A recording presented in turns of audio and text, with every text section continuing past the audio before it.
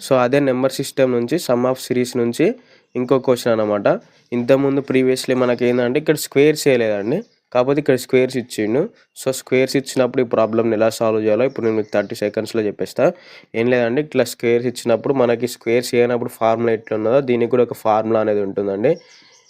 n into n+1 into 2n+1/6 అనే formula ఉంటుందండి.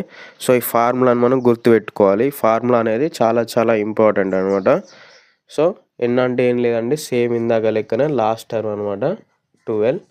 So ఇక్కడ మనం ఈ వాల్యూ సబ్స్టిట్యూట్ చేద్దాం. 12 ఇంటూ 12+1 2 ఇంటూ 12 అంతా 24+1/6.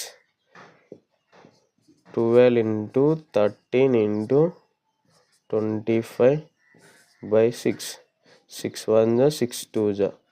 సో దీన్ని సాల్వ్ చేస్తే మనకి ఎంత వస్తుంది? ఇక్కడ మీరు చూసుకున్నట్టయితే 2 ఇంటూ 13 ఇంటూ 25. సో 2 3 6 2 1 2. మనకి ఇక్కడ 26 ఇంటూ 25 చేస్తే ఆన్సర్ అనేది రావడం జరుగుతుంది. సో 26 ఇంటూ 25 అంటే 056.